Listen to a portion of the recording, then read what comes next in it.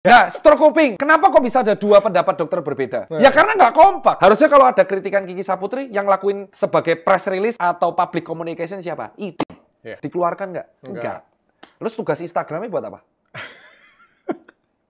Guru itu kenapa buka bimbel? Ya karena gajinya kurang. Sama kayak dokter. Dulu dokter tuh sama. Kenapa dokter prakteknya 3? Karena kurang. 3 tuh yang ketahuan. Ya.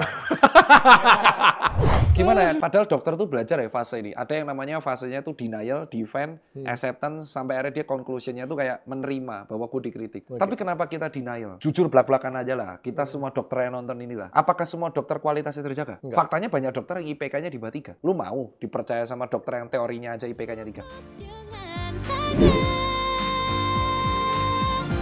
Tanya Dokter Richard.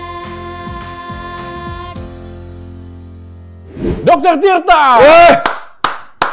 Bro, Apa? Kiki Saputri bilang, Tuh kan. katanya dokter kita diketawain gara-gara stroke kuping, Hah. stroke telinga. Lo pernah denger nggak sih ngomong-ngomong stroke telinga? Jujur, Jujur kalau stroke telinga sih, aku malah pernah ngomong itu, stroke lo wajah. pernah ngomong. Pernah ngomong stroke Berarti wajah. lo tahu dong.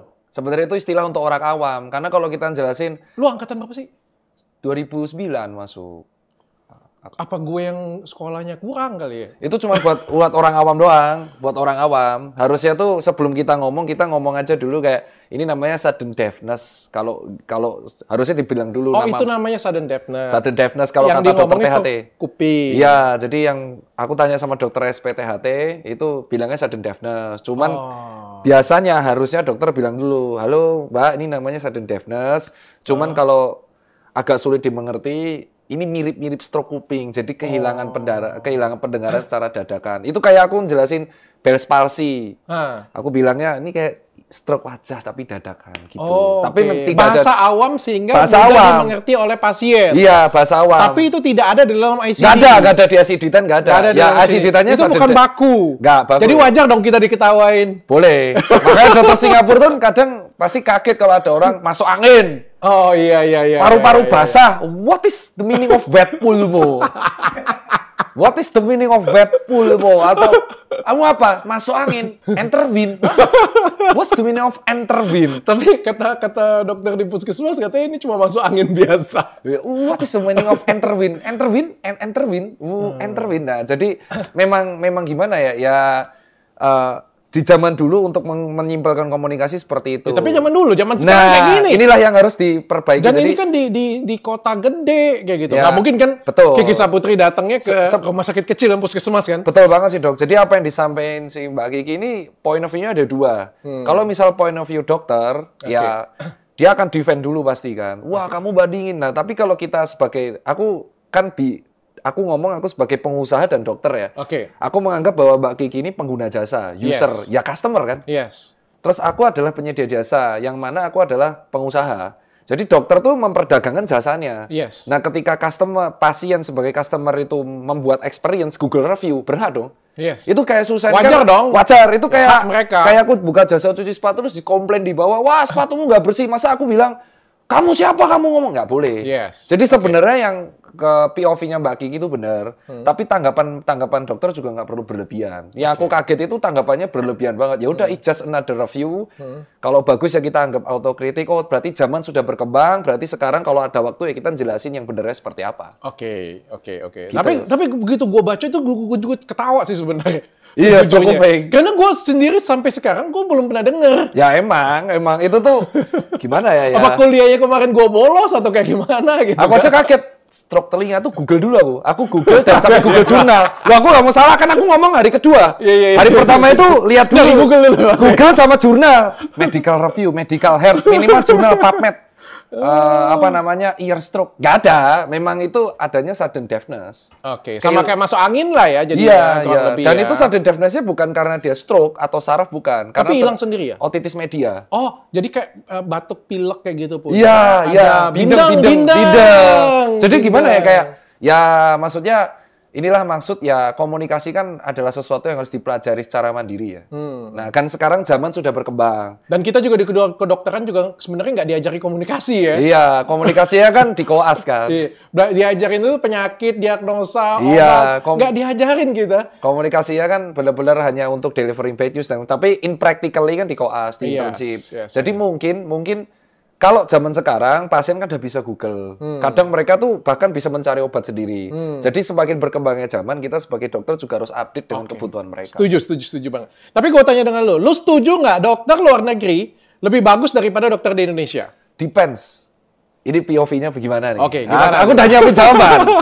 Depends. Kalau sebagai POV dokter, aku nganggap kualitas dokter kita nggak kalah. Karena hampir semua dokter Singapura juga dulu teman kuliahku. Oke. Dulu kuliah Setuju. di UGM, ada IUP. Setuju. Secara quality ya. Bahkan gue, universitas gue masih kalah canggih dengan, nggak boleh ngomong kayak gitulah. Universitas gue universitas di Palembang. Universitas Sriwijaya. Waktu gue kuliah dulu ya, bahkan orang-orang Malaysia, kuliah di situ. Orang India itu kuliah di sini. Sama. Artinya mereka pun juga banyak kuliah dari tempat kita, dari Indonesia. Iya, secara quality kita tuh nggak kalah.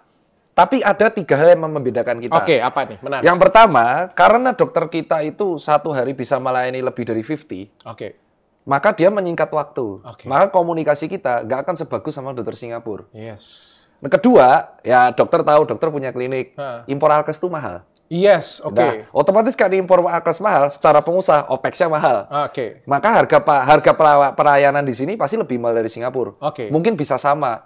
Nah, terus yang ketiga, gaji dokter di sana lebih tinggi. Yes. Nah, kita nggak bisa bohong tuh. Di sana bayar di Singapura satu dokter sekali konsultasi itu bisa 5 juta, bisa 6 juta. Iya, POV-nya beda di sini. Jadi kalau POV sebagai dokter, secara quality kita nggak kalah. Pada waktu di UGM pun, pas aku punya teman, ada beberapa temanku di Malaysia sama Singapura, itu teman kelompokku.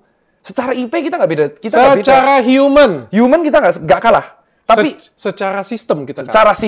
Secara sistem kita kalah. Bener itu. Karena kan dokter tahu lah impor alkes kayak apa harganya. Alkes masih dianggap barang mewah. Betul kan? Otomatis ketika alkes masuk barang mewah, pajaknya mahal, otomatis perawatan pasien. Nah, sistematika prosedur insurance, klaim, dan yang paling persebaran dokter nggak merata, sehingga dokternya itu melayani berlebihan. Cuman gini, namanya manusia, tidak semua dokter itu kualitasnya pro. Nah, kita nggak bisa membantah fakta sama itu. Dong, di luar negeri juga sama. Sama aja di luar negeri, tidak semua dokter kualitas negeri itu pro. Karena namanya menungso, kan bener. Sama aja kayak rumah makan. Nggak semua bisa membuat ayam, tapi hanya beberapa chef yang punya eksperimen. Itu POV dari dokter. POV kayak misalnya kayak gini lah ya. Kayak misalnya tentu kalau misalnya orang dari sini pengen keluar negeri, tentu sudah milih dokter dong di Singapura atau di Malaysia. Nggak mungkin kan pilihnya asal-asal aja. Kan kayak gitu punya kan. Jadi nggak apple to apple kalau kita bandingin semua dokter dengan semua dokter untuk di sana. Ada juga dokter di luar negeri itu ya. Ini ada kejadian benar-benar nih. Kejadian benar-benar yang harus diamputasi tangan kiri, diamputasi kanan. Itu ada kejadian yang di luar negeri seperti itu. Ya artinya mereka juga bisa buat kesalahan. Mereka juga ada yang bodoh. Mereka juga ada yang jelek. Tepat sekali. Tapi masalahnya begitu orang Indonesia di sini pengen konsul ke Singapura, tentu sudah cari yang mana paling bagus. Betul. Dan bandingan di sininya nggak apple to apple. Betul. Nah, jadi dibilang secara quality kita nggak kalah.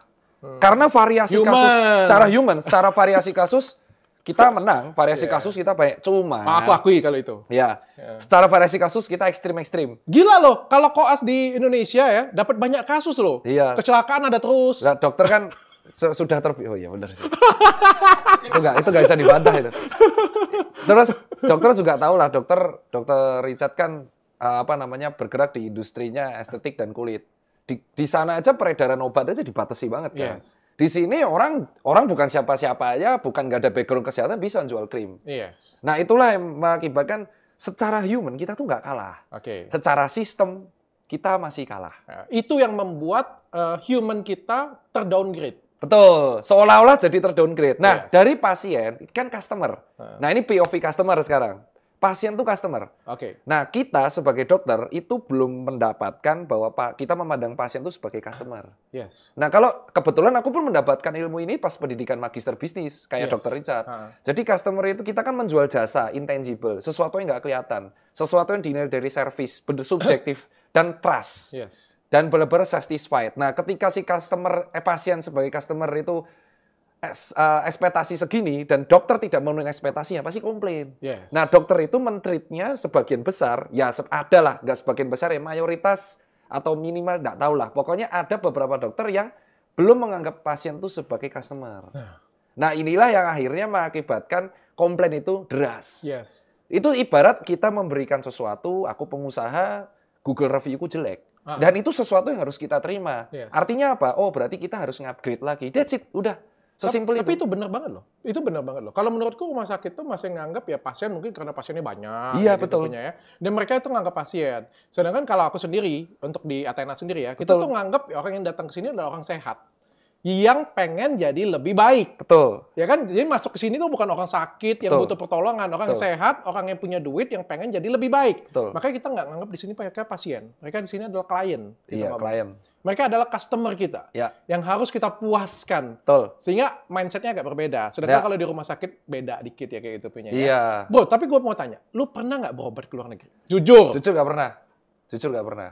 Berarti lu nggak bisa bandingin. Nggak bisa, tapi karena aku punya teman dokter yang memang di luar negeri, dia kerja di luar negeri, dan itu temanku Singapura. Memang secara quality, secara SOP, secara sistem, mereka tuh lebih rapi. Oke, sekarang gue cerita. Gue dulu sama kayak lo. Gue waktu di koas ya, ditanyain orang. Ini beneran, orang tanya orang. Orang tanya gue ya. Chat, katanya kan, apa sih bedanya dokter luar negeri dengan dokter di Indonesia? Gue jawab, kagak ada beda. Ya. Sama, pinternya sama. Bedanya itu peralatan canggih sistem, gue bilang kayak terus? gitu punya. Abis itu gue berobat ke luar negeri, bro. Ternyata? Gue berobat ke Malaysia pernah. Gue berobat ke Singapura, Gleneagles pernah. Terus? Ke Elizabeth Hospital pernah. Ke Jepang juga pernah. Terus? Tulang punggung gue. Memang beda, bro. Mau ngomong apa gue? Bedanya apa? Memang beda. Lu tau nggak? Kalau di Singapura kita datang ke Elizabeth ya, kita janjian dengan dokternya nih, 3 hari sebelum kita janjian ya, kita datang jam 9. Ya, suruh datang jam 9. Kita datang jam 9 langsung masuk. Langsung dikerjain, harus pulang. Mereka benar-benar menghargai waktu. Nah, berarti sistem kan? Di Indonesia, lu janjian misalnya ketemu dengan dokter apa? Jam 9. Jam 9. Jam 9 janganlah. Sore aja ya. Jam 7 malam. Atau itu jam malam nggak sore.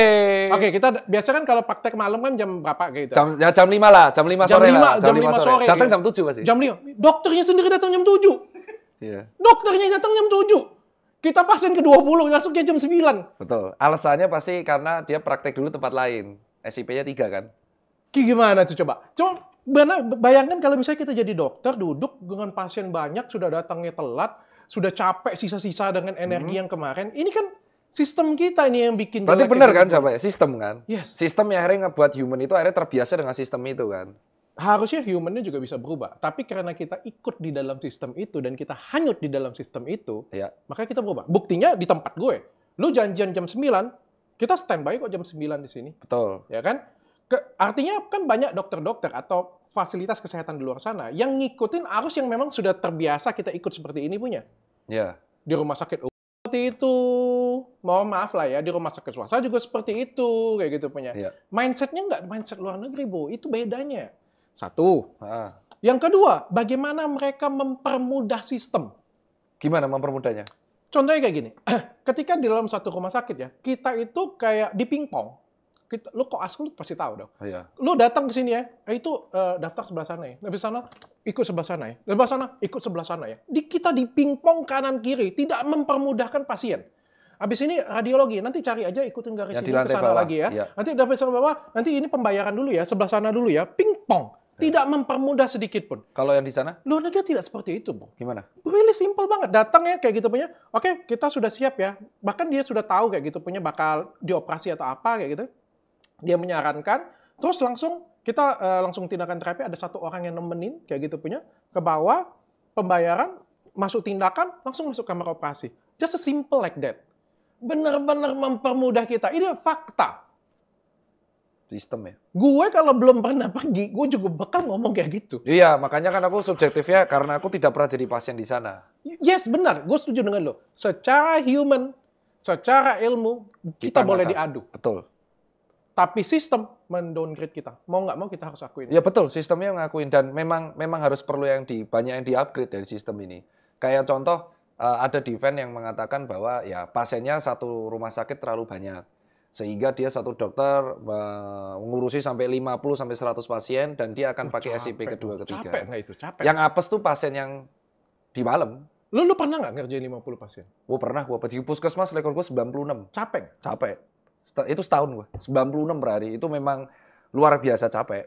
Ya itu, dan itu belum tugas paling berat itu di puskesmas. Selain kita ngurus pasien, kita harus keliling tiap Selasa atau Kamis ke puskesmas keliling. Terus habis itu ada ke posyandu dan ada tugas preventif bagi brosur. Gila kan? Memang seperti itu di puskesmas doang. Makanya yang harus kita perbaiki di sini adalah gimana sistem ini memanusiakan manusia aja. Jadi dokter itu dipandang penyedia jasa dan pasien ini dipandang sebagai customer. Yes. Sistem itu yang harus diperbaiki. Ini ngobrol sama-sama dokter nih, dokter. Ya, tapi itu memang benar. Soalnya di puskesmas, job desk terberat itu justru di puskesmas. Karena kita harus ngurus pasien.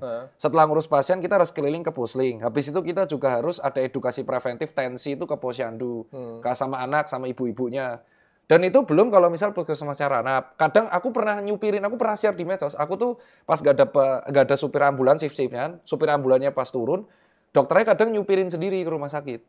Dan itu memang yang terjadi. Aku nyupir sendiri beberapa kali ambulan. Ya, tapi ini itu sistem tidak mengurangi dedikasi dokter di tempat kita. Oh ya, enggak. Jadi ini luar biasa. Dedikasi dokter di tempat kita tuh luar betul. Biasa. Jadi kalau di satu sisi kan makanya Pak Menteri kemarin bilang kan, solusinya adalah memperbanyak dokter. Bukan. Kalau aku belum setuju. Perbaikin sistemnya dulu. Betul. Kalaupun dokter itu banyak banget, tapi sistemnya belum kelar, itu akan terjadi terus. Oke, kita perbaikin satu-satu nih. Kita bahas satu-satu nih dengan brother saya yang ada di sini. Ya, kita bahas. Senang. Kita bahas satu-satu nih. What's wrong with dokter di Indonesia? Kita bahas satu-satu nih. Pendidikan. Kalau pendidikan yang benar harus ada upgrade sesuai zaman. Okay. Aku sempat discuss dengan rektor dan ini Prof. Ova sudah tahu, rektor UGM. Aku tuh sempat mengusulkan bahwa oke, komunikasi itu tidak bisa ditambah karena udah padat banget. Okay. Tetapi di koas tuh harus ada tambahan soal itu. Okay. Kita harus upgrade soal zaman. Sudah bagus atau nggak pendidikannya? Pendidikannya bagus. Okay. Tapi setelah pas koas, kita harus ada tambahan lagi mengenai cara mengedukasi yang baik. Lu mau tambahin lagi? Sekarang jadi dokter aja sudah susah, Bu. Tapi kan 3,5 tahun esket. Iya, 3,5. Kan itu tugas. Koas 2 tahun. 2 tahun koas, tapi kan kerjanya tahu sendirilah, beles cairan. Ngukur infus, ngukur urin bag. Lah kan aku harus buka. Koas itu kan yang ribet sebenarnya tugas balance cairannya tiap pagi 3 kali sehari. Terus habis itu ngukur urin bag, tensi semua pasien di bangsal. Okay. Nah, yang paling itu memang betul latihan untuk under pressure. Tetapi berkembangnya dengan zaman, pasien tuh udah melek. Dan sekarang kita harus tahu preventifnya ditambah. Okay. Jadi harusnya kurikulum itu juga update tentang hal itu juga. Okay. Itu yang pertama. Yang kedua ya sistemnya, yaitu kayak contoh sistem dari BPJS-nya, sistem dari JKN-nya, sistem rujukannya. Nah, sistem rujukan ini yang paling... Nanti kita ke sana. Kita mau bahas jadi secara quality, pendidikan, teoretikal, dan praktek yang untuk pasien, klinisi, keren. Oke. Tapi dokter kekurangan materi mengenai non-klinisi. Nah, oke. Kalau klinisi memang keren ya, karena kita ini nggak kekurangan kasus ya. Betul. Kita banyak variasi kasusnya. Banyak. Jadi soal kecelakaan nggak habis-habis. Betul. Terus penyakit infeksi. Banyak banget. Leptospirosis lah. DB lah. TBC masih banyak. Banyak banget, banyak. DBD masih sering. Masih sering, apalagi kalau musim hujan. Jadi Indonesia tidak kekurangan variasi kasus dan skill kliniknya tuh tinggi. Dokter Indonesia skill klinik. Cuman ilmu manajerialnya kurang. Karena kasus kita banyak, jadi kita secara klinisnya kita diuji. Betul. Jago-jago kita. Jago-jago kita semuanya. Betul. Pertanyaanku adalah, apakah level pendidikan sekarang ini sudah cukup bagus nih? Misalnya kurang nih, belum. Lamanya sekolahnya nih. Kalau dari aku sendiri. Mending zaman kita atau zaman lu? Zaman lu sudah ini nggak sih? 3,5 tahun. Zaman lu sudah 3,5 tahun. Internship belum sih? Zaman gue belum ada. Zaman gue ada internship. Jadi 3,5 tahun teori, 2 tahun koas, terus setahun internship. Cuman yang kurang. Lulus terus ya? Lulus terus dong. Ya, tercepat. Yes. Cuman ini aku yang rasa ya. Aku yang rasa nih. Aku belajar ilmu manajerial tuh bukan di dokter.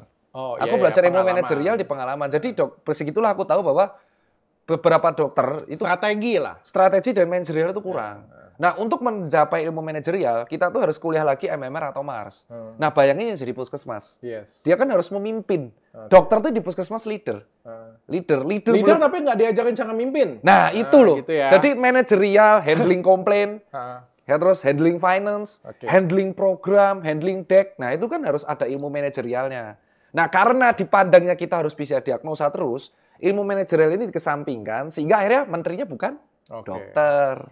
Lu keberatan? Ya nggak keberatan karena beliau kan ilmu manajerial. Oh iya. Bangkit. Berarti bagus dong. Nah, karena memiliki ilmu manajerial. Mudah-mudahan jadi lebih baik ya. Iya, alangkah lebih baiknya ke depannya. Itu kan orang pada kesel. Itu menterinya bukan dokter. Itu artinya menjadi masukan. Bu, yang kalian muda, tambahlah ilmu manajerial. Sehingga ketika ada kemungkinan nanti yang mimpin juga dokter manajerialnya. Oke, tapi gue pengen tanya internal dulu nih.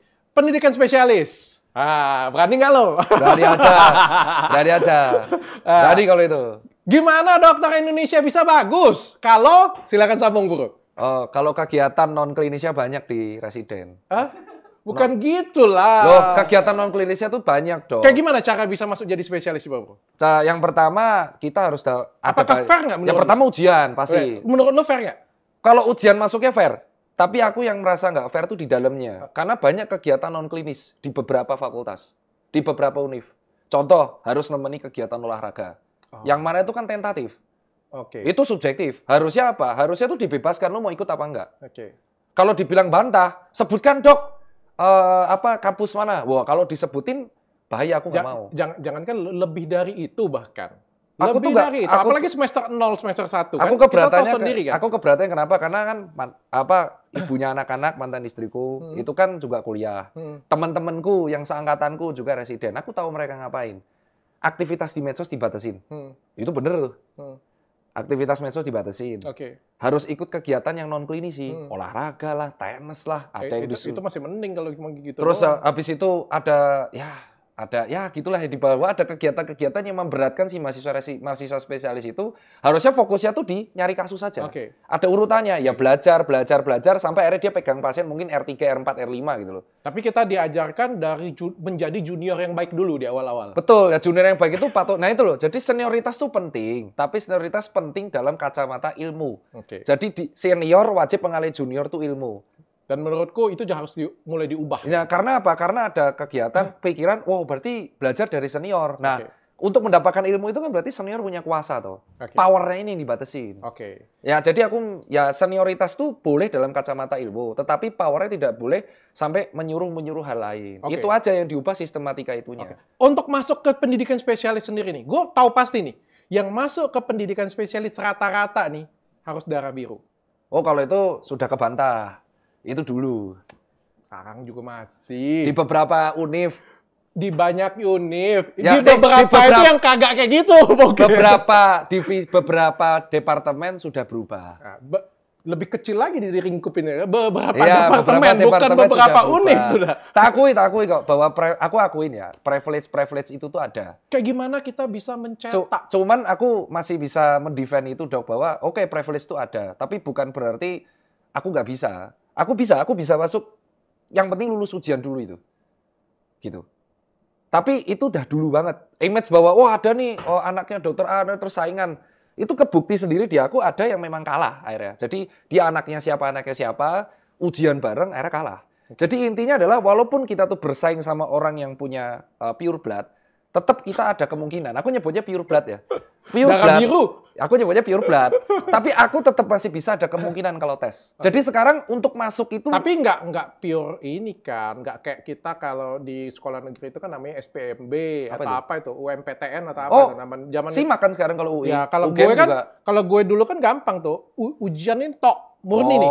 Lulus kagak kayak gitu punya. Iya. Kan kalau di spesialis kan kagak tuh. Ada ujian kayak ginian punya. Sekarang simak, ada interview. Kalau UI. Ada sumbangan. Bahkan ada image nih ya. Kalau saya salah tolong koreksi saya ya. Untuk menjadi spesialis ya. Itu harus punya 2 nih. Apa?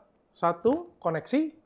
Yang kedua, duit. Itu kalau itu aku udah bisa bantah. Karena keluarga aku ada yang masuk. Iya, keluarga lo tuh. Tapi temanku ada dok. Temanku tuh ada dok. Jadi ini aku cerita nih. Maksudnya image pure blood itu dulu. Zaman dokter kita nggak bantah. Sekarang sudah nggak lagi? Sekarang sudah terminimalisir. Masih ada, tapi lebih sedikit daripada yang dulu. Kita kan nggak bantah deh. Udah sedikit dari kayak gini jadi kayak gini. Ya, kesini lah. Itu aku cerita khas ya. Jadi aku punya teman. Dia memang orang tuanya bukan dokter. Dia karyawan. Dia kerja dulu di luar pulau, di Papua. Terus habis itu dia ya sekolah kayak biasa, kuliah, ujian. Itu namanya, mungkin dimensi namanya Dr. Regan Resadita. Sekarang sudah jadi SPP, kerjanya di Papua. Sekarang lagi ke Ambon. Jadi memang dia passionnya di situ. Dia pure orang pinter. Dia masuk, kalau nggak salah setahun 2 tahun kerja langsung tebus, one shot. Yang kedua Dr. Yesi. Jadi teman-temanku tuh aku tahu memang di zaman sekarang yang namanya image pure blood tuh ada privilege itu. Dan kita nggak boleh keder. Sekarang sudah terminimalisir.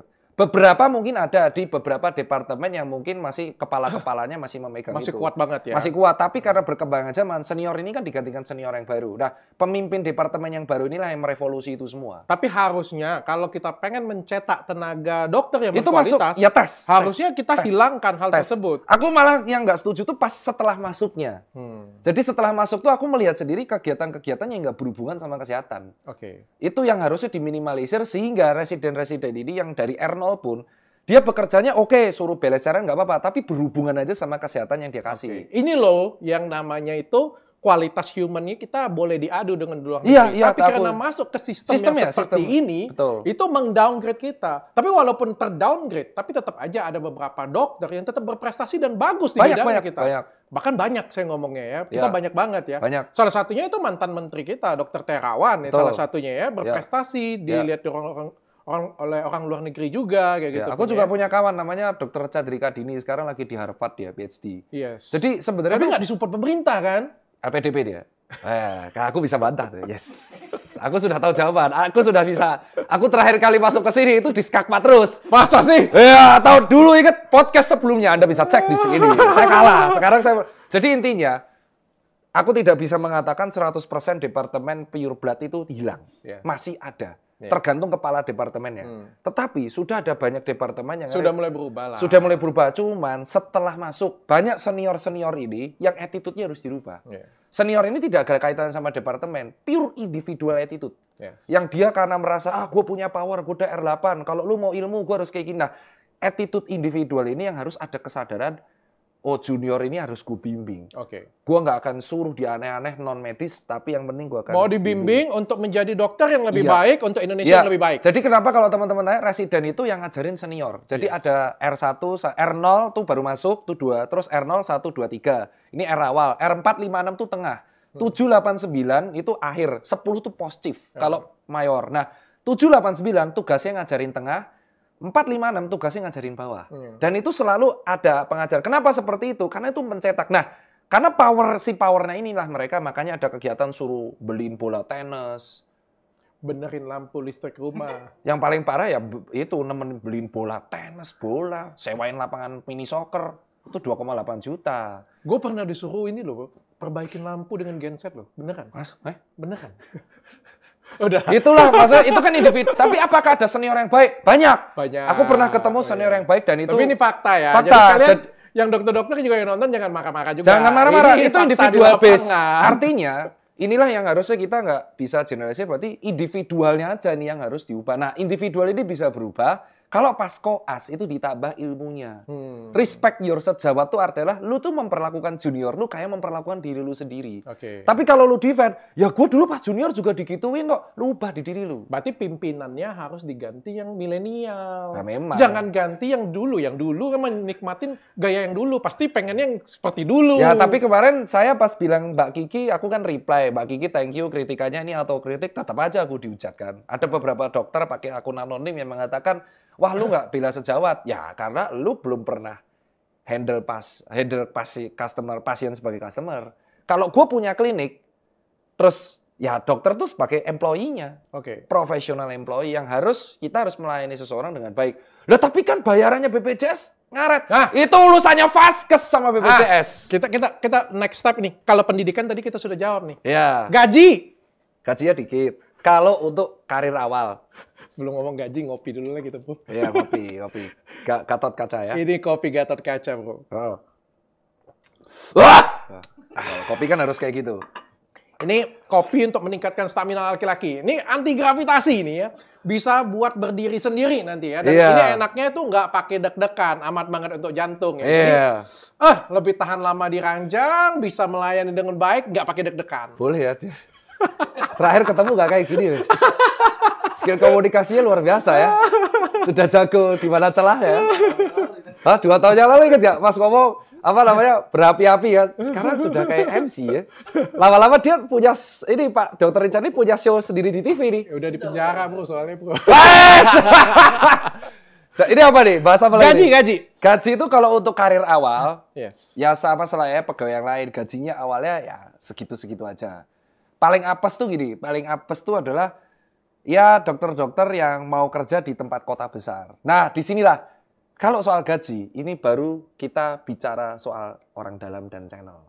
Oke, kayak gimana tuh? Kalau pas pendidikan, ini mungkin bisa terjadi di mayoritas, tapi bisa mungkin terjadi tidak di mayoritas. Ini pure apa yang aku amatin. Kalau untuk mencapai pendidikan, aku bisa berpendapat sekarang untuk pure blood itu sudah tidak ada hubungannya. Hanya sedikit departemen yang seperti itu. Ada tapi sedikit. Masih banyak. Ya, tapi kalau di zamanku aku melihat ya.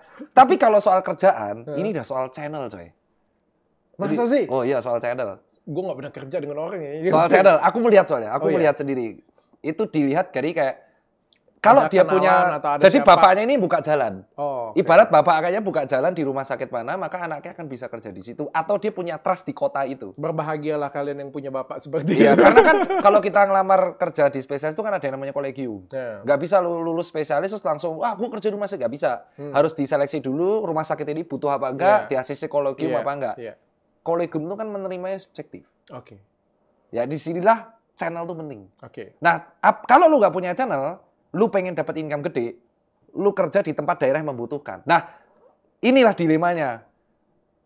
Hampir mayoritas dokter temanku yang kutanya, ada beberapa temanku, dokter Asa, dokter Aan itu di luar pulau ya. Dokter Regan juga, di itu SPB spesialis. Dia di luar pulau tuh, di luar Jawa tuh dapat gaji tinggi. Tinggi. Jadi kontrak lah, kayak 3 tahun, 4 tahun gitu. Terus pulang lagi nyari junior yang mau nerusin kerja di sana. Termasuk yang kemarin berpulang, kita turut berduka ya dokter Mawar. Dia yang kemarin meninggal dan kita berdoa aja semoga ditemukan tuh penyebabnya apa di Papua. Dia nggak mau pulang, beliau almarhumah tuh nggak mau pulang kalau belum ditemukan penggantinya. Nah, tapi ada beberapa dokter yang hanya mau kerja itu di Jawa. Itu tuh yang buat akhirnya jadi kota sentris. Jadi basah, lahannya jadi basah. Rebutan dan disinilah ada pure-nya channel. Makanya kalau dibilang gaji dokter itu dikit, iya di kota basah. Tapi ketika kita mau melirik di daerah yang membutuhkan, itu proper. Tapi kalau kayak di puskes-puskes, bro? Oh, itu dikit. Gajinya kayak UMR. Kalau dokter umum. Gila ya? Ya 4-5. Kita bantuin orang, bantu nyawa orang, digaji UMR. Apalagi yang terkait sama BPJS. Gitu. Berapa tuh kita dibayar gaji BPJS tuh? Ya kalau kita lihat. Satu pasien 3.000 perak, bener ya? Sampai 6.000. Tukang parkir depan aja sudah 5.000. Nah inilah yang harusnya kan kemarin aku sempat dipanggil BPJS, usulannya apa? Usulannya adalah dokter itu akan melayani pasien itu semaksimal. Cuman kalau bisa tarif inasi bijis sama sistem itu diperbaiki. Jadi yang harus diperbaiki itu dalam subjektifku itu adalah hubungan Vaskes sama BPJS. Pencairan uang, sistematikanya. Kenapa kok ribet? Karena Vaskes ini harus detail. Kalau dia sampai berkasnya kurang, itu bisa dipending pencairannya. Makanya itu yang terjadi sekarang, Dok. Memang sistem. Tapi kalau gaji kecil kan jadinya mikir ya, kayak gimana caranya itu untuk cari tambahan. Ya, akhirnya kerja di multi banyak tempat. Ya, akhirnya kerja di multi banyak tempat, akhirnya menjadi antriannya jadi nggak jelas. Iya, dah gitu kan. Jadi sistem kan? Domino sistem. Terus kan tanya, terus dokter kenapa nggak praktek? Karena nggak ada dokter di manajerial, maka saya jadi dokter manajerial supaya saya bisa bikin Vaskes yang banyak. Nah, saya sudah tahu di eventnya. Saya sudah tahu di eventnya. Maka intinya itu adalah. Jadi kalau dari anak buah lo nanti gajinya gede ya. Oh iya. Terus kerjanya sedikit ya. Iya. Jangan ya. Pengennya gitu. Aku juga sekarang kan lagi mengembangkan klinik wellness ya sama teman-teman di Yogyakarta. Tapi wellness dan terkait dengan Om Jin. Jadi intinya itu adalah kita itu kekurangan dokter di bidang manajerial. Yang non klinisi nih, dokter yang bisa handle manajer, terus dokter yang di bidang kesehatan masyarakat, dokter yang di bidang keuangan, dokter di bidang hukum. Jadi lawyer medical ya. Terus semua orang itu mau kerja di dalam Jawa, itu aku tahu kenapa. Alasan pertama itu dekat keluarga. Dan kedua tuh channel. Nah itu loh yang harus kita ubah sistem ya. Kalau mau dapat channel di luar Jawa tuh bisa. Tapi kalau mau gaji proper tuh di luar Jawa. Kayak sebenarnya tuh kalau dokter mau kerja tuh ada listnya. Di luar Jawa tuh butuh. Tapi menurut lo orang sudah menghargai dokter layak nggak di Indonesia dibandingkan luar negeri? Ya kalau dibanding luar negeri belum. Aku tuh kemarin Google dulu sebelum kesini. Penghasilan terbesar itu di Amerika Serikat 10 besar tuh dokter semua. Di Indonesia nomor berapa gitu? Nomor 1 tuh anestesiologis. Kalau di Amerika Serikat itu bisa mencapai, kalau nggak salah ya, itu mencapai 400 sampai 500 ribu USD per tahun. Jadi dari situ aku baru tahu memang di luar negeri nomor 1 sampai 10 itu kalau nggak dokter guru. Di Singapura juga dokter. Aduh, kalau jangankan ngomong dokter ya, gua aja kacau banget di sini. Makanya aku pengen belajar di manajerial, karena dulu aku penasaran, kok bisa sih? Lo nggak cukup kalau lo jadi manajerial, lo cuma bisa nolong 1-2 orang. Paling banyak juga 20 dokter, 30 dokter itu sudah hebat. Lo kalau manajerial, lo pengen ubah kayak ginian punya, lo masuk ke politik. Nggak mau. Lu jadi menteri. Nggak mau. Itu baru diubah. Capek Karena kan kita ngomong, yang kita bahasin semuanya dari pendidikan, gaji, ini akan impact ke kualitas SDM. Sampai secara ini belum. Capek, gue masih pengen belajar. Jadi, kenapa akhirnya masuk terjun manajer? Karena ada suatu penasaran. Kok bisa sih Malaysia sama Singapura sama US tuh menggaji dokternya tuh tinggi? Karena gajinya tinggi, jadi dia prakteknya hanya satu tempat. Monoloyal kan. Nah di dokter Indonesia mau monoloyal, tapi kalau monoloyal mereka nggak akan cukup itu gaji ya. Itu tuh ada alasan. Jadi ini dominonya gini. Ya udah dok, kalau biar nggak capek-capek, biar pasien nggak dapat capek, suruh aja dokter yang monoloyal. Iya, mereka nggak cukup. Tapi nggak cukup gajinya. Karena mereka nggak cukup, akhirnya mereka ngambil 3 izin praktek. Karena mereka ngambil 3 izin praktek, itulah alasan mereka sering terlambat. Yes. Karena mereka sering terlambat, maka banyak pasien akhirnya komplainnya tinggi. Kualitasnya tidak baik. Iya, padahal mereka pinter. Nah, bayangin ya, satu tempat praktek itu bisa 50-60. Jadi solusinya itu bukan kurang dokter. Kenapa mereka nggak mau kerja di luar Jawa? Ya kita tahu. Perbaikin sistem. Ya. Perbaikan sistem yang ada di luar Jawa juga. Dan itu tugas? Ya, tugas Pak Menterinya. Oke. Jadi makanya kemarin aku debatnya itu, oke Pak Budi, aku suka pendapatnya. Aku dan ngomong berkali-kali loh dok. Jadi tidak hanya ada di sini. Aku ngomong juga di BPJS. Aku juga ngomong ke staf susnya. Aku juga sudah ngomong ke Provova. Aku juga sudah ngomong ke Pak Adib. Aku sudah ngomong ketua divisiku pas pelantikan ID. Okay. Aku juga udah ngomong yang apa namanya ke. Ditanggapin nggak? Ya endingnya kayak gitu. Jadi bayangin kayak gini aja lah. Ini nih aku nggak tahu pejabat ini punya grup WA apa enggak. Oke. Ya kan? Kalau mereka surveinya ke Puskesmas Koja, itu keren. Aku udah selalu percontohan tuh Koja. Koja tuh puskesmasnya keren. Tapi kalau mereka ke puskesmas lain yang di luar Jakarta, mereka akan tahu tuh sesungguh apa. Kenapa? Jangan mau diarahkan ke situ-situ aja. Iya, kalau mau lihat Vaskes di Indonesia, jangan hanya bicara soal human-nya. Human-nya itu sudah dapat variasi kasus. Tapi cobalah ke rumah sakit atau puskesmas yang kemarin viral, Ranumbu. Coba dilihat dulu, dibandingkan. Apakah kualitas puskesmas yang di ujung utara Indonesia sudah sama dengan di ujung selatan Indonesia? Kalau masih ada ketimpangan Vaskes, maka dokter-dokter ini ada subjektivitas, ngapain gue ke sana? Gitu. Jadi Vaskesnya tuh tinggal di... Vaskesnya juga beda ya di Indonesia ya? Beda lah. Beda banget pelayanannya. Aku tuh kerja di puskesmas Turi, Pak. Sampai sekarang plafon bolong aja nggak diperbaikin. Itu masih dongkol ya aku, karena aku 2021 ke sana, plafonnya bolong. Plafonnya bolong. Terus aku tuh di sana sering ketemu pasien, bayar aku pakai salak. Kan nggak boleh kita bayarin pasien. Gue ada cerita. Gue dulu kerja di Sinarmas, pertama-tama kan. Di hutan kan, tengah hutan kan. Itu sekitar 12 tahun yang lalu. Gue begitu masuk di Sinarmas ya, wah keren banget kan. Ini dokter pertama di direkrut di Sinarmas nih. Kayak dokter puskesmas lah pertama kali kan. Masuk datang, ada klinik kan. Gue buka lemari obatnya kan. Paracetamol, amoxicillin kan. Yang lain nggak ada obat kan. Terus pasien gue sakit kaki datang, gue kasih paracetamol. Demam datang, gue kasih paracetamol. Sakit kuping, gue kasih paracetamol. Dalam hati gue, ngapain dokter ya? Dukun aja duduk di sini bisa ambil paracetamol sendiri kasih. Karena obatnya terbatas kan? Karena obatnya cuma ini. Iya betul, itu tuh. Itu kan tidak dilihat loh. Makanya kalau mau apple to apple, yang diserang dari kemarin tuh adalah banyak teman-teman tuh usul, kenapa yang diserang hanya dokter ya? Kita juga secara quality enggak. Oke, kita apple to apple tuh Vaskesnya aja. Gitu aja. Vaskesnya jangan lihat Jawa saja. Kita pun juga nggak punya senjata. Iya. Ibarat lu bisa diagnosa. Lu bisa sampai diagnosa doang nih. Siap, diagnosa. Dah selesai diagnosa. Berarti dokter Indonesia lebih jago ya?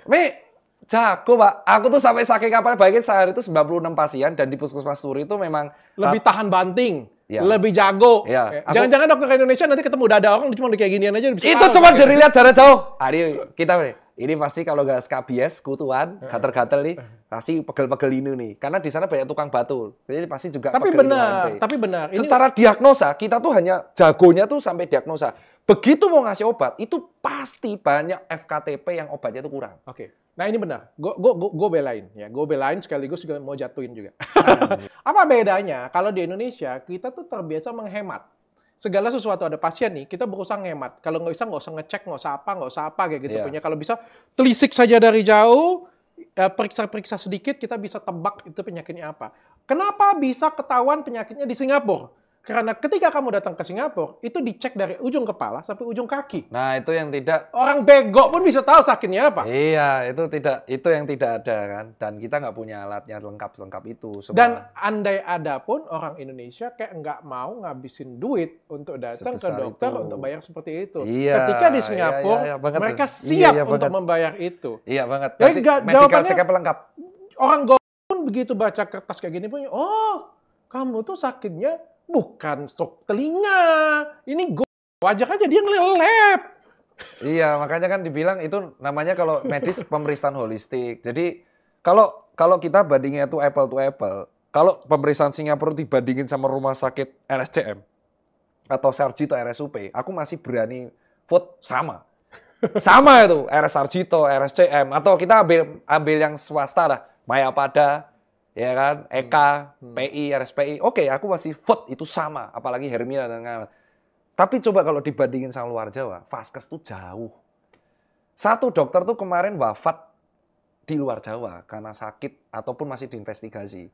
Dan masih banyak kasus-kasus lain di luar gitu loh. Enggak juga, Bro. Kalau lu bilang sama tadi enggak, karena terlalu complicated tadi. Ya kalau ini bukan cuma Vaskes kayak tadi gue bilang ya. Sistem kan masalah yang beda. gaji, sistem ini complicated banget. Kalau even kau bikin fasilitas yang sama kayak Singapura, tapi sistemnya nggak berubah ya betul. Sama. Karena humannya sudah mulai berubah. Ya. Lu tau gak sih rasa humannya itu berubah karena sistem kita sudah bertahun-tahun nggak jadi resisten gitu. kan jadi ya. Jadi resisten. Makanya kalau mau tuh mencetak banyak dokter itu bukan solusi utama. Mencetak dokter itu nggak proses setahun 2 tahun. Mencetak banyak dokter paling cepat 6 tahun. Itu kalau dia nggak intensif. Kalau dia lulus cepat, kalau dia pinter. Kalau IPK-nya hancur, itu bisa 8 tahun. Kalau sistemnya jelek, nambahin kacau doang. Iya, ini yang aku tanya. Kalau dokternya banyak dicetak, ini pertanyaan harus dijawab Pak Menteri. Dan belum dijawab-jawab. Ya kan? Ya kan siapalah dokter Tirta kan. Coba kalau aku punya titel politisi mungkin dijawab. Ini sindiran ya sebenarnya. Tapi pertanyaanku, kalau semua dokter sesuai cita-citamu, semua kampus buat dokter, apakah ada jaminan 6 tahun lagi mereka yang ditambah ini akan lulus tepat waktu?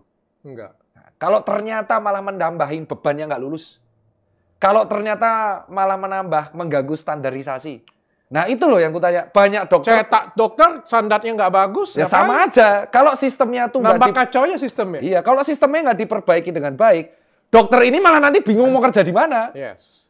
Jadi sistemnya harus diperbaikin dari bawah sebenarnya. Betul, ya. dari puskesmas. Secara holistik ini semuanya. Dari puskesmas. Ini aku tanya deh, klinik Athena itu kan hitungannya utama apa pratama?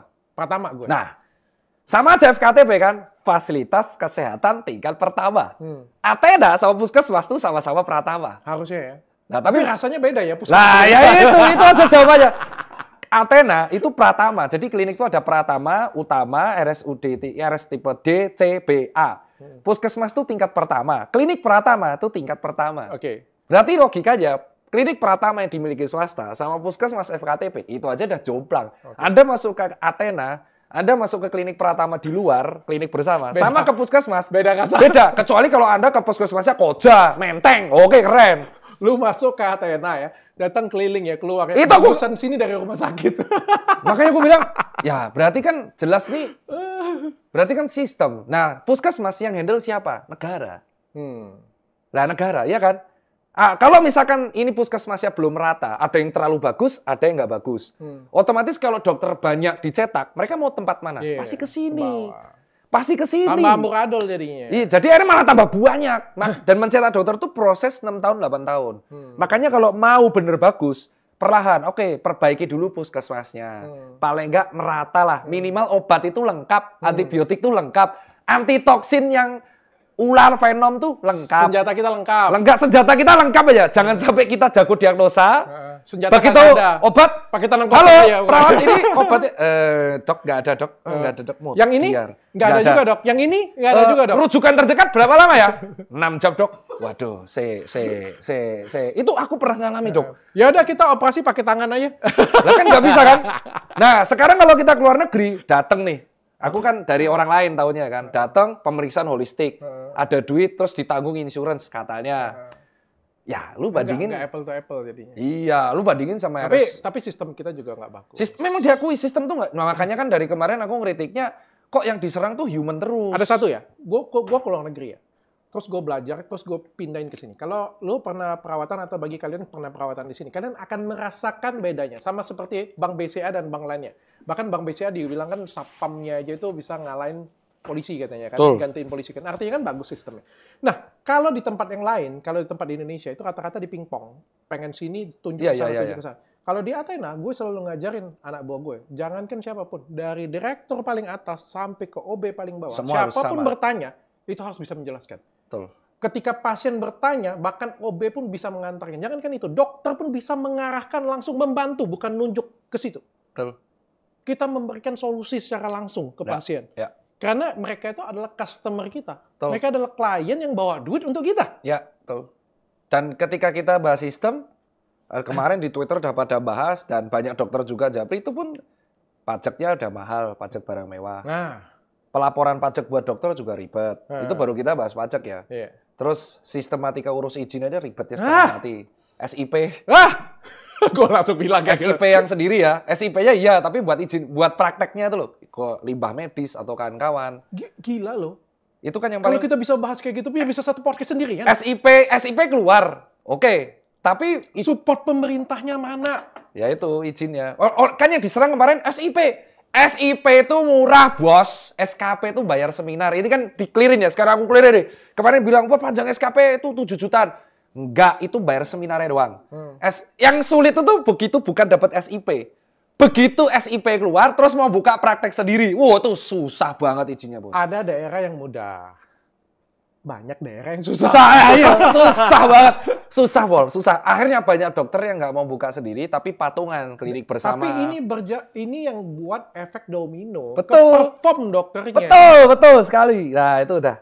Kita mau bikin izin praktek aja, itu kita dipersulit setengah mati. Yeah. Bikin klinik itu dipersulit setengah mati. Jadi makanya banyak ID bilang, wah ini kan bantah. Ya betul, karena masalahnya tuh ID tuh hanya bisa ngasih sampai STR, rekomendasi izin praktek tuh sama daerah. Oke. Terus izinnya buat usaha tuh beda lagi loh. Ini dari semuanya ngaco semua, nggak ada yang bagus. Pendidikan kurang baik, gaji kacau, fasilitas. Pendidikan teoretikal baik, nanti digoreng loh. Pendidikan baik loh. Nonton sampai selesai makanya. Iya, pendidikan baik. Fasilitas tidak merata, perhatian pemerintah kurang, support organisasi. Aduh, Anda tuh ngasih ini ya. Kalau support organisasi ini, kalau STR, oke. Pak Adib mulai revolusi lah. Beberapa kan berubah lebih baik. Cuman yang aku bingung adalah ada namanya generation gap. Itu yang memang aku udah bilang. Dan Pak Adib ngakui itu ya. Ini pure. Kita minum dulu sebelum ini. Sebentar lagi kita diprotes soalnya. Kalau aku bilang, ID itu sudah menyediakan soal STR, SIP, itu yang tidak orang tahu ya. Organisasi profesi yang mengayomi ya. Tapi aku ngomong, kekurangan dari ID itu cuma satu. Generation gap-nya jauh. Oke. Itu tok. Karena generation gap jauh, maka perubahannya itu ide-ide baru sulit untuk muncul. Oke. Karena kan orang-orang yang di atas ini terbiasa dengan yang lama. Dan untuk ke sistem yang baru, mereka sulit dong adaptasi seperti anak muda. Padahal anak mudanya jauh lebih banyak sih daripada dokter yang senior. Nah, kalau kita tanya aja semua anak-anak muda, kamu daftar ID buat apa? Cuman 2 alasannya. Ngurus STR, ngurus SIP. Betul. Kamu aktif nggak? Enggak. Kenapa nggak aktif? Ya enggak. Nah, itu tuh. Dan ini jawaban real dan benar diakui. Jadi, generation gap di ID itu real. Karena generation gap-nya benar ada, jauh, maka akhirnya kekreatifan itu nggak muncul. Karena kreatif itu muncul dari yang muda. Bukan berarti yang senior itu enggak. Yang senior itu sudah berjaya membuka jalan dari dulu. Tetapi karena kekurangan kreatif, maka ya sulit. Sudah saatnya kita ganti dengan yang milenial yang baru. Yang cara berpikirnya milenial. Ditambahlah beberapa anak muda. Dan dokter milenial ini kalau menurutku hanya sekedar sebagai gimmick. Kalau aku bilang. Kalau sekarang? Ya, sebagai gimmick. Karena yang kita lihat kemarin ada ya edukasi influencer. Ya, tanpa konferensi pun aku bisa edukasi sendiri. Gue nggak diundang. Gue diundang. Gue diundang tuh yang konferensi influencer. Gue kagak diundang. Tapi gue kagak dianggap gitu ya. Tapi saya berpikir tuh ada konferensi itu apa? Enggak, edukasi itu tetap berjalan. Yang kuinginkan tuh atau ide adalah kalau mau kita berubah, ayo kita membuka diri terhadap yang muda. Tapi kan ini juga tanggung jawabnya ID juga. Ya membuka diri yang muda. Iya kan, dari tadi yang kita sebutin dari A sampai Z ini, memang ini adalah tanggung jawab pemerintah, tapi tanggung jawab ID juga kan untuk mendorong hal tersebut. ID vokal nggak? Tidak. Nah ya udah. Jangankan itu, Bu. Itu doang tuh. Itu doang. ID vokal nggak? Kalau ngurus STR sama SIP, tak akui top. Itu yang salah tuh adalah itu kan karena sudah bertahun-tahun. Jadi statementnya Pak Menteri yang SKP memperpanjang STR itu mahal, itu karena SKP itu seminar yang untuk kompetensi. Jadi bayar seminar itu kan dari swasta. Tapi kalau untuk keterbukaan dan kekreatifan itu masih low. Jangankan itu, bahkan organisasi pun sekarang cenderung cuma hanya untuk itu. Generasi ya STR sama SIP. Buktinya kemarin kasus gue. Oh ya, itu no comment gue ya. No comment tuh. Lu tahu nggak? Tahu. Gue cerita ya. Gue tuh sambil ngemis minta tolong bantu. Saya sebagai anggota aktif minta membantuan hukum gitu. Nggak dijawab, nggak dibales. Gue nelpon sekjen 10 kali, 100 kali kagak diangkat. Sampai gue ngomong apa ya? Kalau kagak mau angkat telepon, gue bilang jangan jadi pengurus. Ngapain lo jadi pengurus? Kalau anggotanya kagak diurusin. Gitu. Bener kan? Ya karena ya itulah aku bilang lah. Makanya itu kan organisasi power frasi. Ya kan, Dokter Adib itu kan kalangannya hitungannya muda. Jadi yang generation gap ini harus diubah. Harus dibuka sama yang muda. Oke, yang senior ini sudah menjadi guru besar ataupun tokoh pengajar. Tetapi yang muda ini yang bisa membawa dokter ini ke arah lebih kreatif. Gitu loh. Lebih ke arah maju.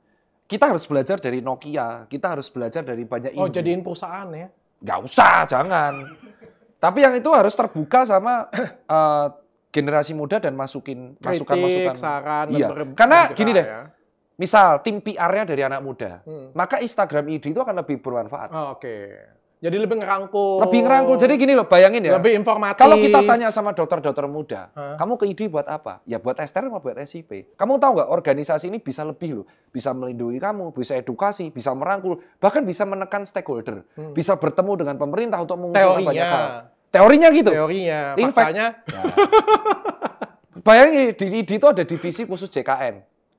Kalau kamu ada keluhan BPJS, kamu bisa ngadu ke ID. Bisa ngadu di situ. Bisa ngadu ke ID. Juga ada divisi hukum. Jadi kalau kalian punya masalah hukum bisa ngadu di situ. Bisa. Meskipun belum tentu ditanggapin. Ya, oke bisa. Harusnya teorinya bisa. Misalkan ada, ini teorinya ya, ada divisi hukum, ada divisi JKN. Ada dokter yang ditahan insentifnya sama rumah sakit. Kamu ngadu bisa ngadu? Bisa. Dibantuin? Nah, cuman inilah generation gap ini harus diubah. Dibantuin nggak? Ya aku nggak berani komen. Kalau ada doang divisinya kagak dibantuin. Saya no komen. Ya, saya lempar bola panas lagi. Jadi misalnya kayak kemarin ya. Kasus kemarin, gue jujur buka ini, gue nggak pernah buka siapa-siapa ya. Gue dibuka di sidang kemarin kan. Di sidang tuh minta bantuan kan. Di sidang tuh bukan karena gue salah. Gue minta bantuan di sidang. Waktu di sidang buka, didengarin videonya, didengarin semua ya. Ini didengarin semua ya. Nggak ada yang salah ini. Itu dari mulut mereka sendiri.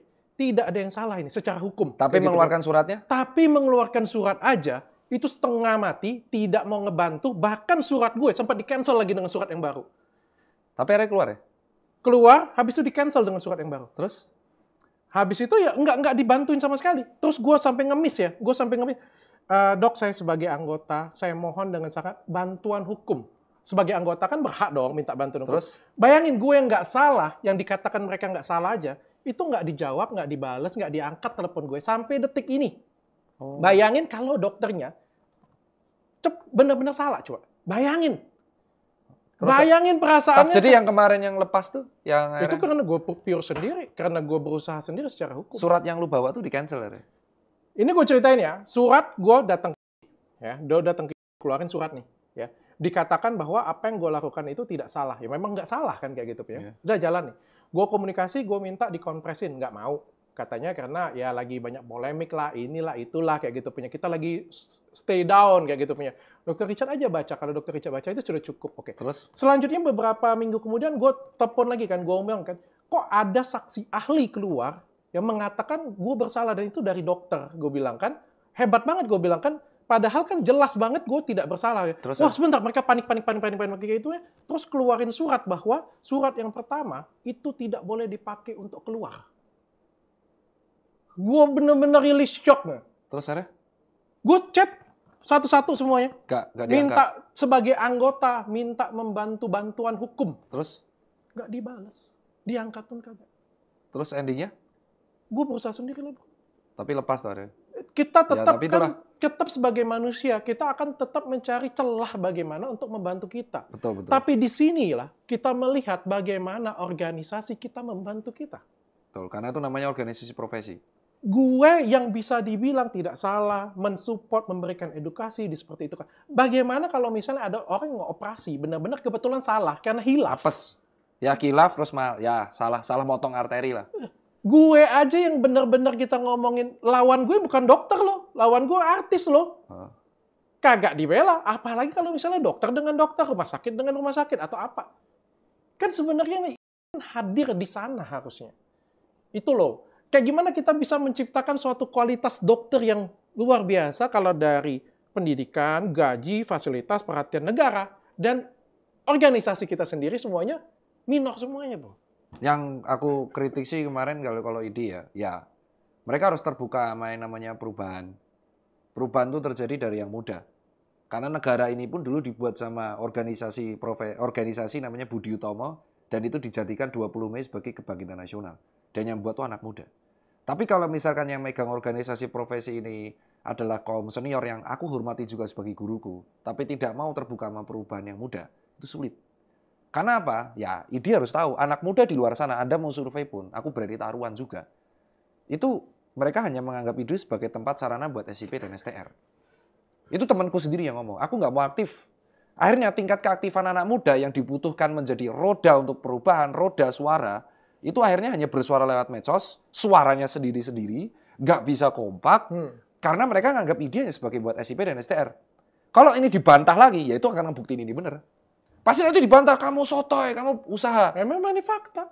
Ya kalau nggak usaha, nggak mungkin aku kuliah ITB juga, manajerial. Iya, itu doang. Nyatanya aku juga dipercaya ngurus RS, karena profit. Nah, cuman kan yang ini aku tahu. Jadi intinya organisasi ID itu sangat besar potensinya. Sangat besar potensinya. Harusnya ini loh yang salah satu menggawangin kita loh. Itu bahkan gini, organisasi ID itu bisa kalau suaranya kuat banget, dia bisa menekan stakeholder yaitu government dan Komisi 9 itu untuk duduk bareng buat sesuatu. Bisa kuat. Tirta nggak bisa. Richard Lee nggak bisa. Ya karena anak muda. Dia bisa. Bisa. Jadi cuma nggak mau. Karena resisten. Ya resisten. Aku bilangnya resisten. Resisten tuh. Lu kan anggota ini. Lu kan ini pengurus kan? Iya pengurus. Gue pengurus di bidang entrepreneur sama edukasi juga. Cuman di sini yang gue bilang. Lu kenapa jadi ketua lah? Nggak mau. Biar gue bisa podcast. Karena tidak bisa mendapatkan suara dari yang senior. Oh gitu. Nah inilah yang gue bilang gender gap lagi. Generation gapnya itu lu jauh. Yang kuat-kuat itu tuh rata-rata 35 tahun ke bawah. 38 tahun ke bawah yang luar biasa suaranya tuh vokal, aktif, kreatif, edukasinya banyak, channeling, networking, public speakingnya bagus, dan kemampuan manajerial diagnosa tuh banyak lah. Itu di 38 tahun ke bawah. Itu justru yang paling dikit populasinya. Yang bisa dihitung dengan jari, coba cek pengurus PBD pusat, itu yang usianya di bawah 30 berapa?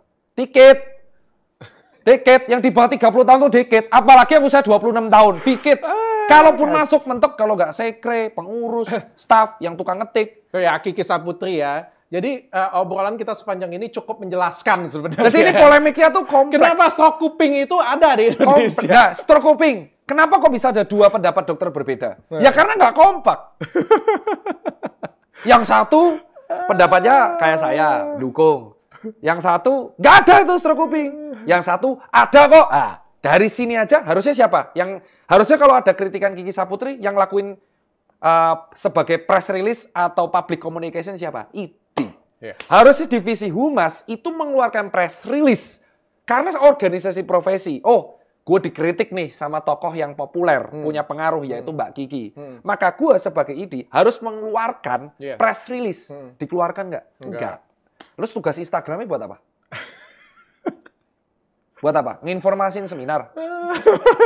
Gue udah ngeritik itu langsung. Jadi kalau dibilang, Anda kok berani dok? Loh saya udah bilang ini ke Pak Adip langsung. Pada waktu konferensi di ID. Gue pikir abis COVID enggak. Karena gini. Gue pikir abis COVID gini, dia. Kalau kata. Ya agak kayak gini. Kalau kata Prof. Kita masih oke. Kalau kata Prof. Ova, rektor saya tuh bilang di UGM. Dulu aku vokal tapi tidak tahu tempat. Nah, aku tuh sebelum ngomong di luar harus ngomong dulu di organisasi. Pada waktu itu aku disuruh mewakili divisi entrepreneurship untuk speech dan ada fotonya di konferensi pelantikan ID pertama kali. Di situ aku menyampaikan kritikan itu 3. Yang pertama, sebagai contoh 20 Mei, yang muda itu harus datang ke ID. Gimana caranya yang muda datang ID? Kalian harus terbuka untuk perubahan. Yang kedua, kita harus mulai menekan government sebagai stakeholder untuk memperhatikan sejawat kita yang ada di luar Jawa. Dan itu bukan hanya sebagai gimmick atau narasi di bawah tangan, under the table. Tapi manfaatkan medsosnya. Yang ketiga, karena medsos yang bisa menyelesaikan jaringan yang yang banyak. Ketiga, fungsinya Twitter ID sama Instagram ID itu buat apa?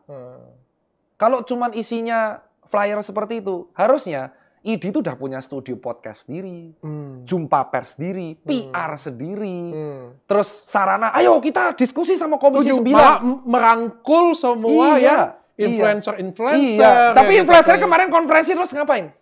Enggak, pertanyaanku divisi edukasi, kan ini divisi edukasi. Aku disuruh influencer nggak datang, terus dikritik, wah Dokter Tirta sombong nggak berani. Gue nggak diundang. Aku tuh dikritik dong. Tapi kita jadinya daftar ID cuma untuk SIP. Aku dikritik ini dong, kenapa kamu nggak datang yang konferensi influencer, semua dokter datang pakai batik. Jawabanku satu, buat apa? Kalau kemarin aku diundang Bu Sri Mulyani, aku nyampein kritik semua, PPA final tak sampein, ribet ya dokter kalau ngatur pajak kayak apa, pajak Alkes, BPJS. Dan boleh di-follow up, boleh. 2 minggu lagi ini ada PIC-nya. Mantap. Nah, terus tak tanya yang kemarin. Kalau aku kemarin konferensi, tugasku tuh ngapain sebagai influencer? Lagian aku nggak punya bakat. Cuman ngapain? Nggak, aku datang tuh ngapain gitu loh, Dok. Influencer ID. Ada Tirta di sini. Hey! Terus gitu dong. Edukasi juga tiap hari aku sendiri. Duit-duitku sendiri. Nggak diarahin juga. Materiku juga sama seniorku sendiri. Aku buat klinik juga nggak pakai duitmu. Karena akhirnya buat klinik sendiri, beli klinik utama, buat klinik ngurus rumah sakit sendiri. Nah, tujuanku tuh Instagram itu dirubah dulu. Kalau ada kejadian kayak Mbak Kiki, terus ada kejadian kayak yang lain, itu bersuara. Oke, jadi kita memperjuangkan dari luar, melindungi dari dalam. Itu nah, betul. Nah, yang paling lucu tuh ketika ada kritikan habis mengenai dokter luar negeri. Dokternya ngomong sendiri semua kan? Harusnya siapa yang ngomong dulu? Ya ID, jubir yang ngomong, press release, jawab talk show. Melindungi di dalam. Nah, juga tapi apa? Main aman kan? Iya, main aman. Main aman. Kenapa main aman? Ya itu tanyain aja ke ketuanya. Kenapa main aman? Lu kan kenal. Ya sudah. Aku sebelum ngomong ini sudah tanya, Dok, Mbok tolong press release, public speaking. Terus apa katanya? Ya dirit. Oke. Dirit, ada jawab siap. Tapi salah satu usul yang di ACC itu pada waktu berapa tahun yang lalu itu? Pokoknya gini deh. Dokter Tirta itu harusnya nggak viral di COVID.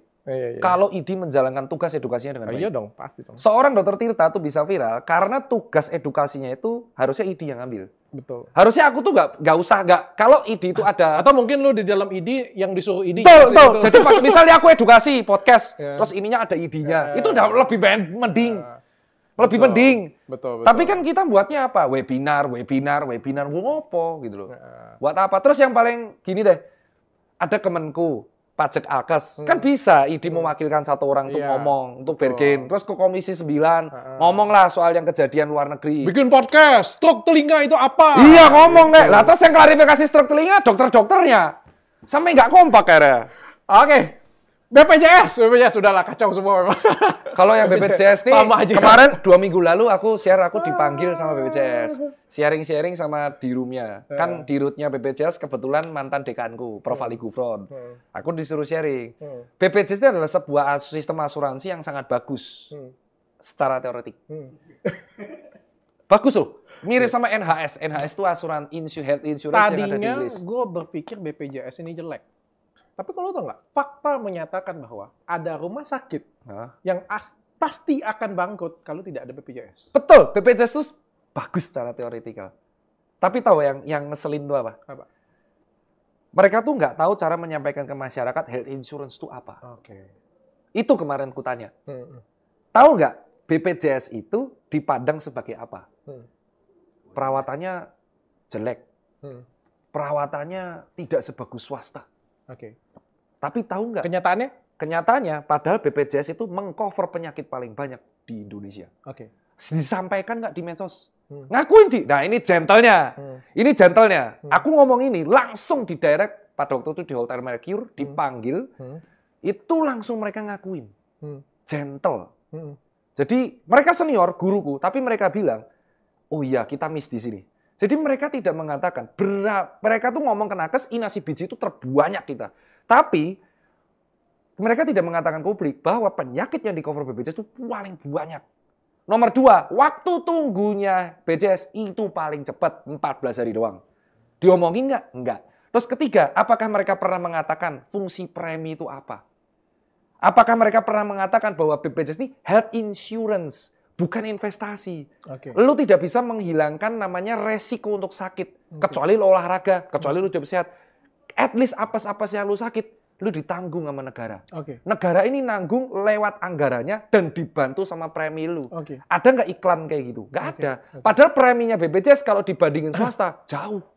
Nah, yang keempat, mereka tidak bisa menyamakan SOP pelayanan di Vaskes.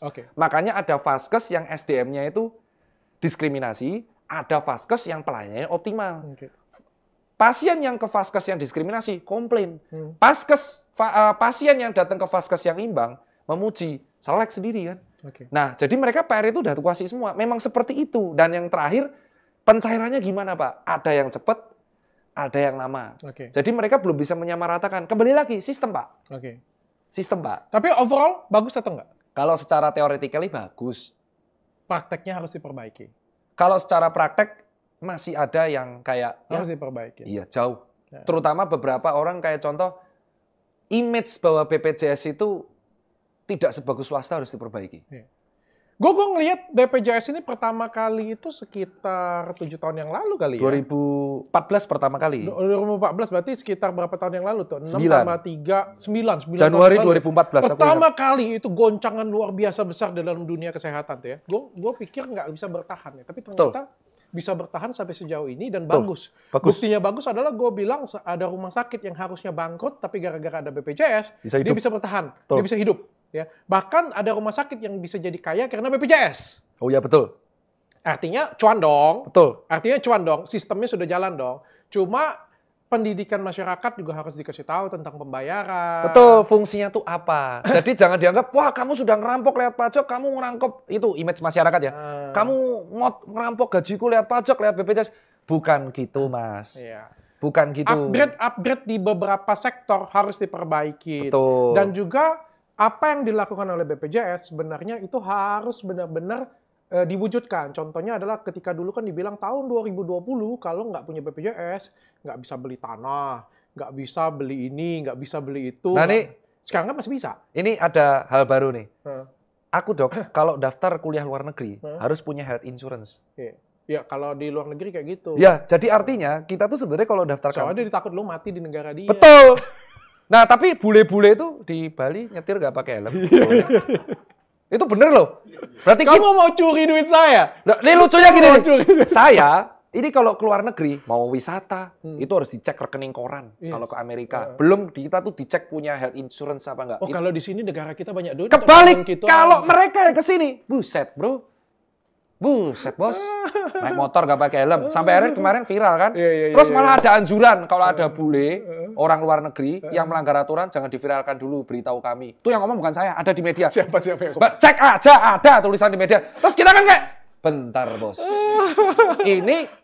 Ini gua mau keluar negeri harus pakai health insurance. Ini mereka keluar negeri, kalau ada salah gak boleh diviralin. Sementara kalau ada orang di dalam negeri nggak pakai helm aja dipermalukan. Uti-uti, gak pakai helm, reteng kiri, diviralin. Jadi sebenarnya tuh yang masalah itu adalah negara emang mau maju, itu ada 2 hal yang harus diperbaiki. Dan ini aku belajar bukan dari sotoy. Saya MBA kandidat di ITB. Saya harus pertekan, boleh.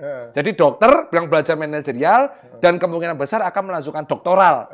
Amin. Amin. Kalau udah PhD, baru nanti saya sekuat Dr. Richard Lee. Ini PhD loh. Beliau bisa ngomong kalau PhD. Dan aku ingat banget ceramahnya banyak orang. Kalau lu mau ngomong nanti berarti lu harus PhD. Gue kejar lu. Nah, dari kuliah, ada yang namanya GDP, Gross Development Product. Dan di situ diterangkan mengenai negara developed country dan developing country. Salah satu key faktornya, kata dosen gue, adalah unemployment atau orang yang nganggur. Dan itu tercermin dari 2 hal. Berapa mampu kesehatan perkembangan pendidikan dan kesehatan. Pendidikan sama kesehatan. Iya, itu yang paling penting. Betul. Makanya anggarannya paling gede. Enggak. Enggak lagi ya? Paling gede setahuku infrastruktur dan pertahanan. Oh, enggak lagi ya? Enggak kan udah COVID dah lewat. Oh, aku udah lama nggak nonton berita, berarti. Oh, gitu. Jadi karena kalau dulu pendidikan setahu iya, aku. enggak. Nomor 2 kesehatan. Enggak lagi ya? Enggak terbesar lah. Oke, gimana Kiki?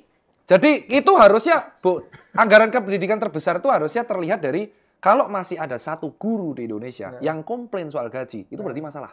Oke. Kenapa kok negara maju itu diterminkan dari SDGs dan MDGs? Modiar, ayo. Kalau kalian bisa debat, ada SDGs, ada MDGs. Salah satu pentingnya adalah pendidikan, kedua adalah kesehatan, ketiga baru gross domestic product. Oke. Dan keempat baru tingkat pengangguran dan tingkat kemiskinan. Nah, pendidikan ini penting karena apa? Karena dianggap untuk meningkatkan SDM yang unggul. Tercermin dari gaji guru. Kalau sampai masih ada satu guru yang berteriak bahwa gua gajinya di bawah rata-rata, gimana lu mau mencetak orang pinter? Oh, iya.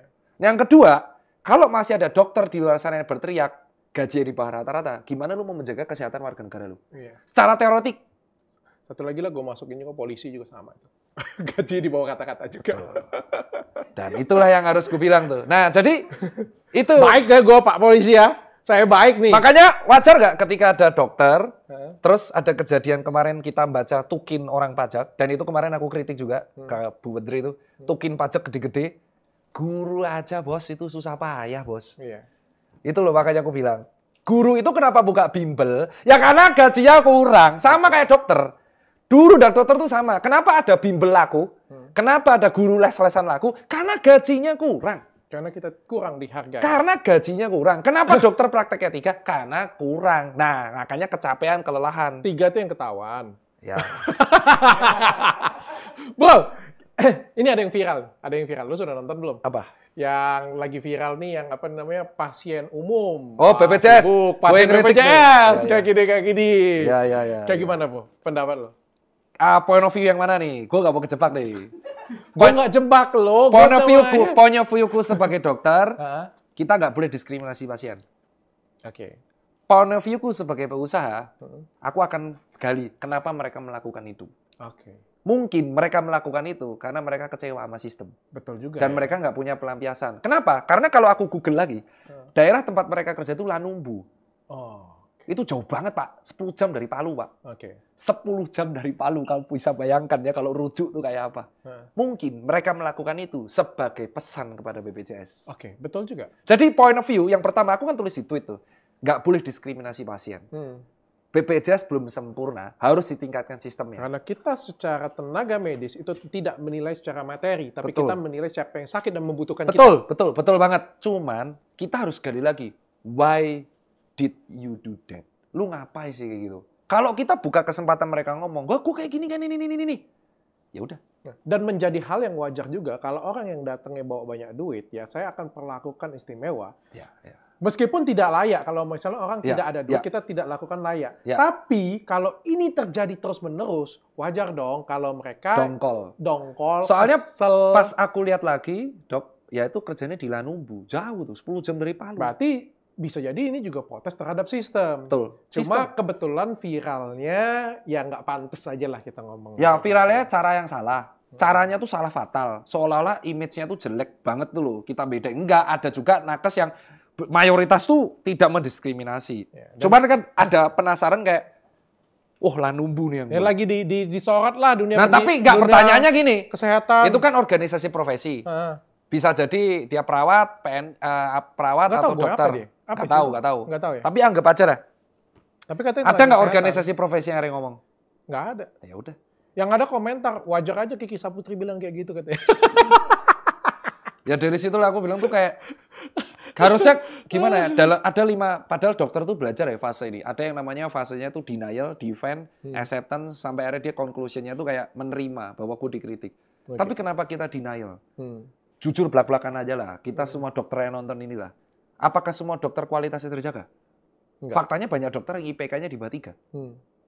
Lu mau dipercaya sama dokter yang teorinya aja IPK-nya 3? Itu doang. Ada kok yang seperti itu tuh ada.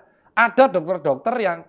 Tapi banyak juga dokter-dokter kita di Indonesia, walaupun dengan sistem seamburadul. Pinter banyak. Pinter, berprestasi, banyak. Makanya kan dibilang. Salah satunya Dokter Tirta. Wah, lu juga lah, semua. Makanya dari sini tuh pesannya adalah kita tuh sumpahnya membela sejawat itu dalam artian kita tidak membuka aib atau apapun. Kritiknya tuh secara di bawah. Itulah fungsi organisasi profesi. Menyelesaikan masalah antar personal di mana dia satu profesi secara silent dan kalem. Dan menggunakan organisasi profesi untuk menekan stakeholder atau berdiskusi mengenai masalah-masalah yang menyangkut mengenai profesi tersebut. Dan diperlukanlah anak muda sebagai penggerak. Dan orang tua sebagai decision maker. Tirta sebagai ketua ini. Oh jangan! 2024. Saya mending punya klinik kayak Pak Dr. Richard Lee. Jadi kan gue kan kalau mau protes kan gampang tinggal. Ya tapi mending cari duit lah dok kalau ini dah. Cari duit, praktek, gaji orang dengan proper, pasien bisa berobat dengan enak. Terakhir Tir. Gimana caranya membendung orang Indonesia pergi ke luar negeri? Berat Pak. Gimana lo? Ya, Islam mereka berat. Itu kayak ditanya gimana mencegah mereka. Gua tahu caranya kayak gimana. Gue tahu caranya gimana. Gimana? Naikin biaya pesawat terbangnya. Ya, terus yang mau traveling gimana? ya visa itu, kalau berobat. Itu tuh kayak pertanyaan gini loh. Gimana mencegah supaya semua orang nggak ke McD, tapi makan ayam penyet? Raiso. Nggak bisa dok. Itu naikin pajak McD-nya. Mati nanti protes sama dia. Jadi nggak bisa sih dok. Itu sesuatu yang inevitable. Lu tidak bisa melawan perkembangan zaman. Zaman semakin berubah, aturan pun akan berubah. Yang kita bisa lakukan adalah sebagai dokter kita berkaca, kita melihat apa yang kita memperbaiki diri. Apa yang bisa kita lakuin sekarang? Apakah kita menekan stakeholder? Kita melalui ID? Apakah kita sekarang bergerak protes ke sistem? Selama kita suaranya sendiri-sendiri, kita nggak akan bisa. Kalau menurutku, dari nonton podcast ini, yang paling awal kita lakukan adalah memperbaiki diri sendiri masing-masing. Betul, satu. Berkaca dari yang paling kecil, unit paling kecil, kita memperbaiki diri sendiri kita masing-masing. Buat diri kita menjadi lebih profesional. Betul. Buat kita yang taat akan waktu. Betul. Lalu kita sambil berdoa, semoga yang tadi institusi-institusi terkait tadi, organisasi terkait ya bisa berubah. Aku pengen tuh ID sama Pak Menkes sama Bu Menkes tuh duduk bareng sama BPJS, discuss enak tuh loh. Paling nggak setiap minggu atau setiap 3 minggu tuh setiap 3 bulan tuh mereka ke komisi 9 DPR kayak gitu ya. Ngopi kayak apa kayak discuss kayak usulku gitu. Ngopi Gatot Kaca gitu ya. Nah, gitulah. Cuman jangan baper ya. Takutnya mereka habis ini baper di-kick lagi aku. Enggak lah, kita kan komedian aja gitu. Cuma stand up STR-ku tadi ditahan lagi. Gue nggak praktek lagi, gue belum peduli. Guys, ngomong-ngomong ya, kalian kalau bisnis Gatot Kaca ini ya, ngomong-ngomong ya, cuma bisnis Gatot Kaca doang ya, bisa dapat 20 juta per bulan guys. Caranya gampang banget, silakan daftar ke nomor di bawah ini. Thank you Dr. Tirta. Jago juga ya.